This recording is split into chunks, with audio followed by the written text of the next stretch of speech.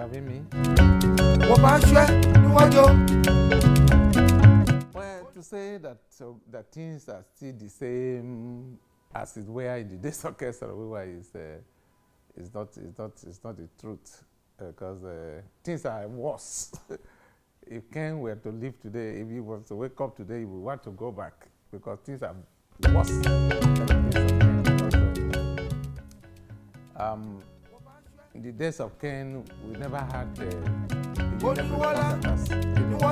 even if that report did not meet our expectations, but there are some truths. That report tried to validate, what we're talking about. So if you now said, oh, I'm guessing I have. Yeah. Tell our viewers what you mean. Yeah, UNEP is a United Nations environmental program.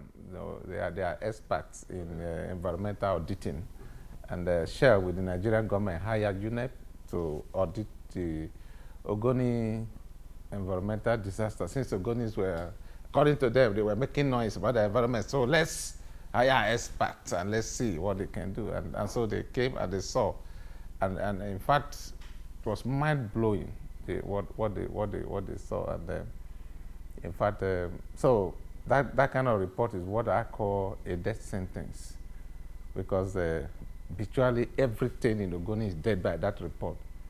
That 5 meters of the land is dead. That on every water that we take in Ogoni, 8 cm coated with crude oil. There is benzene, a cancer-causing agent in water that we take.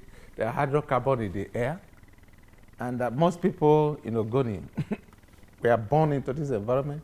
They live here, eat the poisonous food, poisonous everything, breathe the poison in the air, and are buried also in that poisonous soil. So basically, in a climb where the government care about the people, let's assume that government pretend that they didn't know that Ken was making noise, that the Ogoni people were making noise. You hired UNEP. UNEP has come with the report.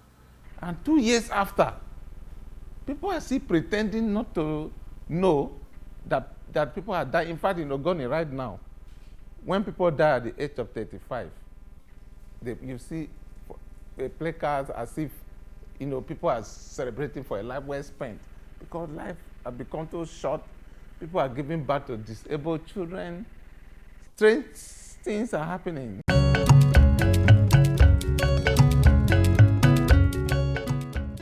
I think Jonathan is one person that has been called several names. Some say he's clueless, some say he's a kindergarten president, some say he's senseless. But I think that the man is petty, as far as I'm concerned, and very greedy and very selfish.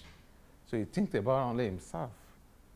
Because I know that the Ogoni people started this action phase of the Niger Delta struggle that eventually led to, his election. Because I remember that in 1998, when they were talking about transiting from the military to civil rule in Nigeria, there were 2 issues in Nigeria. It was June 12 and the Ogoni. But June 12, tactically, they asked every presidential candidate then to, every political party to select their candidates from the Yoruba Axis to settle that, and that they did. The Ogoni matter had not been settled at all. And we were happy when Jonathan came up to become. In fact, he's an ingrate, because the cabal that surrounded Yar'Adua never wanted him. Nobody wanted him in the corridors of power. The people said, no, it must be him. Because of his deceptive look, I think so. We were deceived by his look. We thought that he was a calm and very quiet person that will tell us the truth, that we solve problems of Nigeria. But we were wrong. And people have seen it that we were very wrong. So it doesn't matter whether it was Ogoni or whether it was Bayelsa, because Koluama, there was a fire outbreak. There was a gas explosion. It took up to 2 months. Nigerians were begging Jonathan to go. He did not go. That was his backyard in his own state. We saw what happened at the Gulf of Mexico here when there was a spill. Obama almost relocated his office. So he's a man that is very selfish. He's a man that thinks about only himself. And that's why he will not look at the direction of Ogoni. It's sad that this report came out during his tenure, and he refused to act till tomorrow.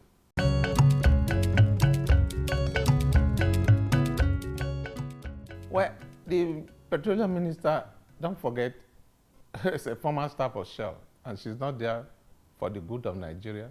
She's not there for the good of anybody. She's there to protect the oil industry that not bid for appointment. And so we are not, that they set up committee, that is no longer a news. Jonathan's government is known for setting up committee. They set up committee upon committee. And so we know that we have Ministry for Education. Budgets are debated and approved. Do we have education? We have Ministry for Power. Every time they debate and they do, and post money, boost money. Do we have power? That we have Ministry of this, Ministry of that they set up committee and so on. I consider that a beer parlor decision anyway, because they knew that on the first anniversary of the release of that report, that we were going to close down every economic activity in Ogoni. I was among those that were, doing the planning, and we were going to shut down every economic activity in One, the refineries, everything. They knew that, and they just woke up and said, IPREP. The UNEP did not talk about IPREP. UNEP talked about Ogoni Environmental Restoration Authority, and not IPREP. So, and of course, and that's why there is nothing. From day one, we have not seen their action plan. They have done nothing. People are dying. Things are becoming worse. There are some communities that people are packing out. A community called Goy, unfortunately, that community is not mentioned in the UNEP report because of politics too, because Goy community was in court at The Hague with Shell at the time that report was written. And that's why I look at that report somehow. And they know that if they mention that report, if they mention that community, we have the case. And so they did not. But that community is the most polluted community in Niger Delta. It's the only community where no human being is living today. It's the only community where every economic activity has been abandoned. It's the only community you cannot stand for 5 minutes because of the heavy stench in the air. They don't have oil facilities, they don't have oil pipeline, but just by accident of history, they are positioned in a place where when there is this tidal movement, everything is deposited there. And nothing is speed up.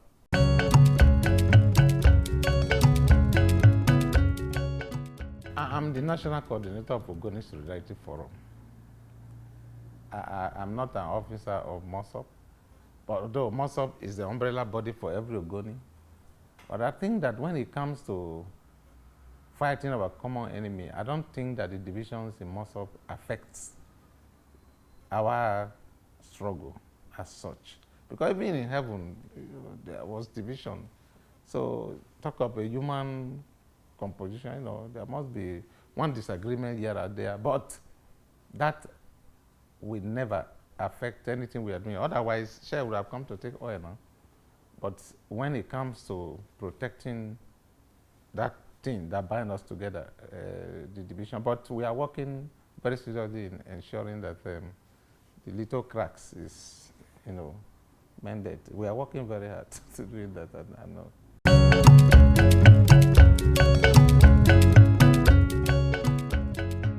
If you look at the history, why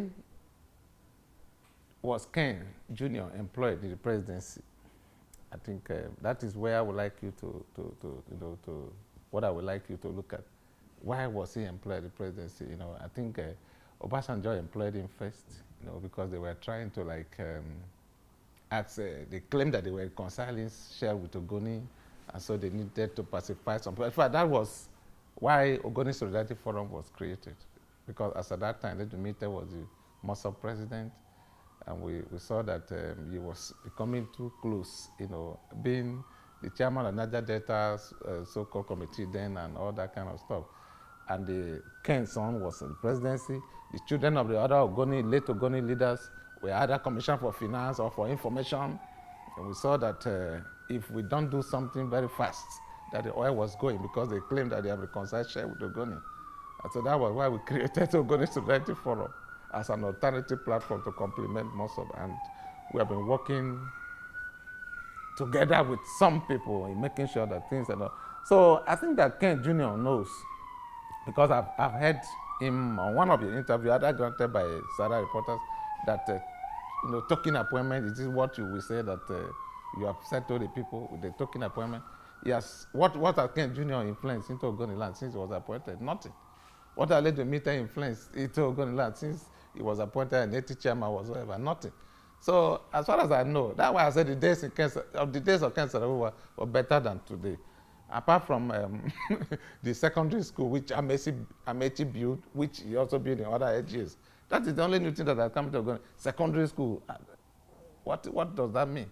Secondary school, and ethnic nationality of 4 local government councils, and they said that the 2 secondary schools were built after how many decades of oil theft from the people that have contributed so much to the economic growth of our nation. I think they are insulting our people with those kind of appointments. Of course, those appointments has no teeth to bite. They have nothing to offer. They are not, I don't think, there's advisor or chairman of committee. What is that? They're not giving Ogoni any appointment, as far as we know.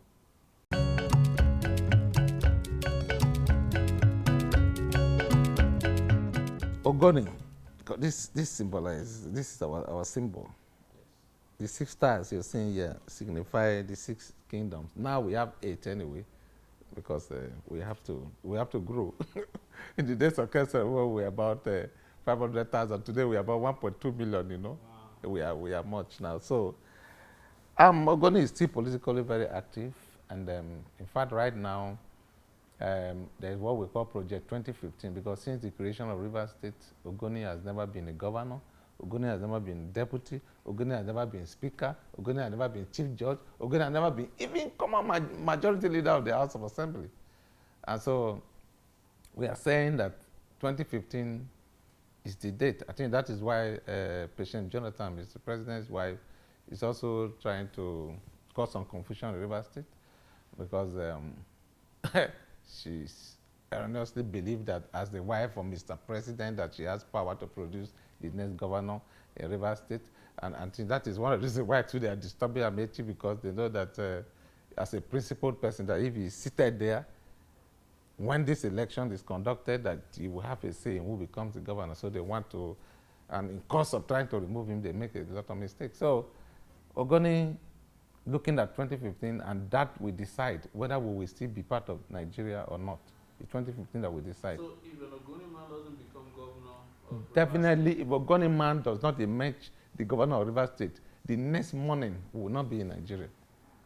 Where will you be? There is no doubt about that. We will know what we are doing something. We are working.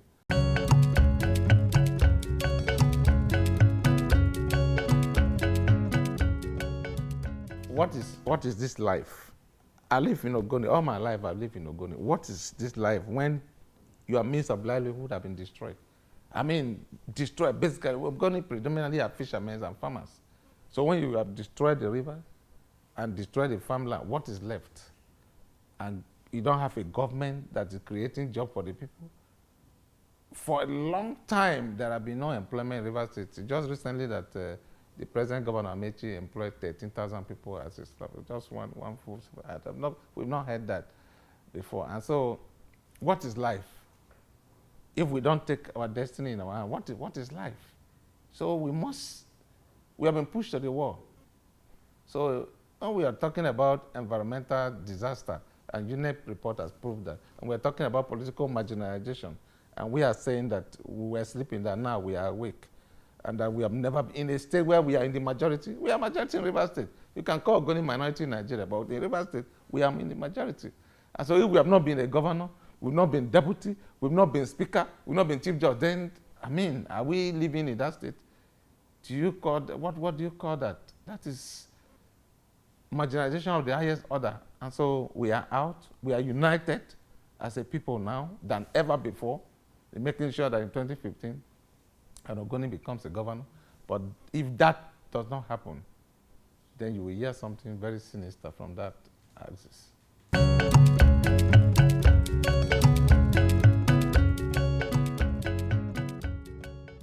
Completely, because before Jonathan took over power, we are aware that Obasanjo worked very hard. As bad as Obasanjo is, worked very hard in, in paying off some of the debts that this country, in fact, almost all. He cleared our debts, took Nigeria out of the list of indebted nations. But as soon as Jonathan took over, he emptied our excess crude account, emptied our foreign reserve, and borrowed money. He went on a borrowing spree.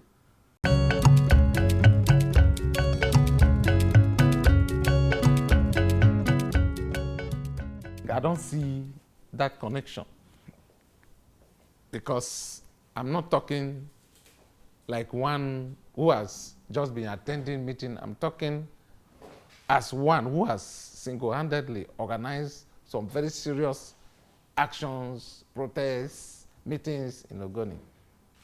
Ogoni Solidarity Forum was the first to even, bring home November 10, that people should celebrate November 10 at home. Before we started that at home in Ogoni, usually it used to be at the Integrated Cultural Center in Port Harcourt, where Little Meter used to gather people November 10. We say, no, it's a People's Day. It has to be at home. I've also been part of people that have been mobilizing for generally for one Indigenous People's Day. So I have not seen any support from their end. So if we've not seen, I don't know whether they give to Ledum when Ledum was the president, but unless that, but I have not seen nothing. So, but maybe there may be a way they are also pushing it. But I think that no matter what you push, if that did not come home, then I don't know what you are pushing, because the action is home. Everything is home. UNEP report that people are celebrating did not just happen. The first report that they released did not, it's not this that we are celebrating today. That allocated 90% blame to community people and 10% for equipment failure. I know how many protests we organized. I know how many times we embarrassed Mike Cohen and his team and his, before they went on a break for 1 year and brought out this report.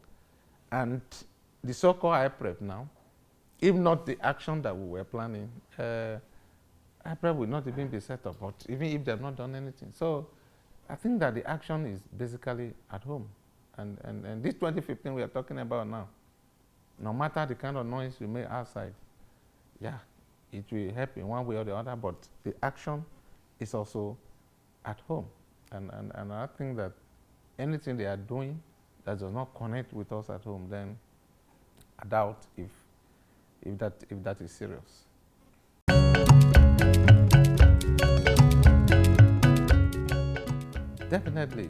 Definitely, they want to return to Ogoniland because Ogoni oil is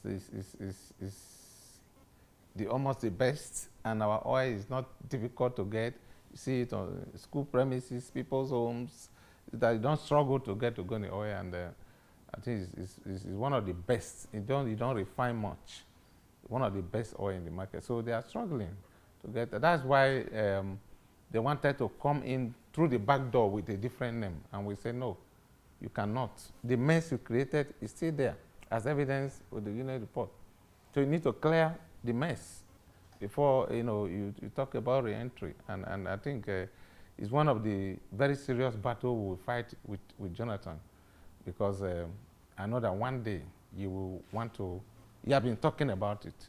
I know that one day you will want to do that, but he will meet his waterload there, I'm sure, because the man does not like Ogoni people. He does not like Rivers State per se. In fact, some of the actions he has taken recently, in spite of the fact that he grew up in Port Harcourt and lived all his life in Port Harcourt, it's just so, okay, I'm the president now, so let me, divert attention to Bayelsa, my state, let me recreate Bayelsa as the economic and tourism capital of Niger Delta. Let me see potential. It's deliberate. I know he's petty, but he's very cunning too. He's deliberately pushing attention to Bayelsa. You will recall that he took money from Rivers State oil well, 17 billion or so, and gave to the Bayelsa governor. That was deliberate. All the airports, they started the same time with the international airport in Port Harcourt. They finished. That of Port Harcourt, no. All the federal projects that the governor of Rivers State, executed in Rivers State, he has not done that. Basically, he's just trying to reduce the influence of Port Harcourt to shift attention to Bayelsa, and same has to go with everything that has to come from Rivers State. So Ogoni cannot be divorced from the hatred that Jonathan has for Rivers State, and will not allow that to happen unless, like Ken said, they have to dig a mass grave. Because most of us have vowed never to leave our land. We'll be there to wait for the worst. But I mean, they know too. It's not, it's a no-go area.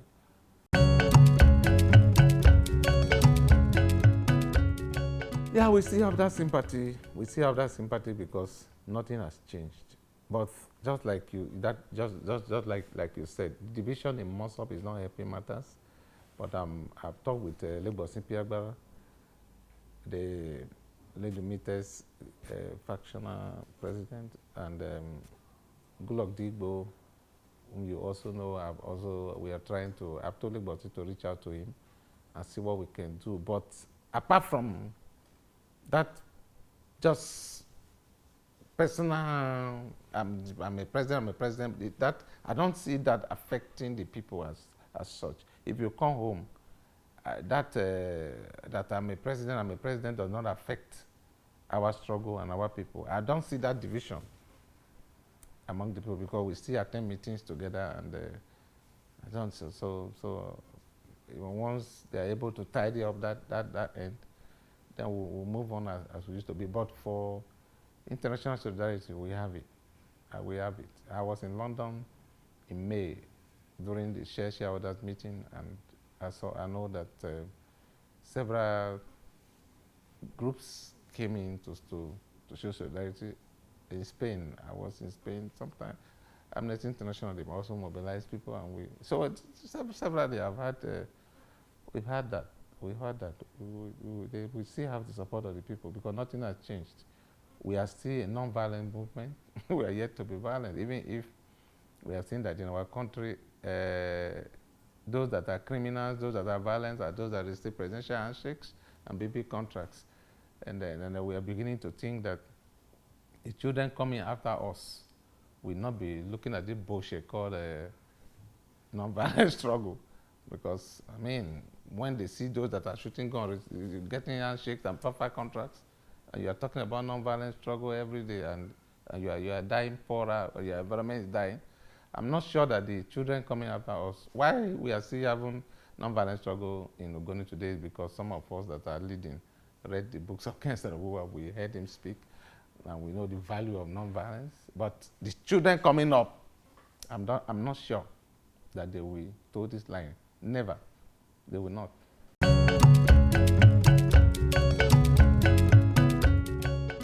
Well, in the first place, I will tell the Ogoni people to continue with their struggle, and that, the Ogoni have been very resilient, that they should continue to unite. Nobody whatsoever should, divide them. They should not be distracted, and that nobody, no matter how highly placed, should play politics that will cause any oil company to resume oil production, because that will amount to the worst betrayal of Ken Saro-Wiwa. Because, I mean, as I see, the only success of our struggle is that oil production is not going on today. If not, what we did was a suicide mission, just to sacrifice everybody. What do we have to show for our struggle? Do we have anything on ground? Nothing. Apart from that, the oil has not been taken. So the day the oil is taken, then there was no struggle. What we had was a suicide mission.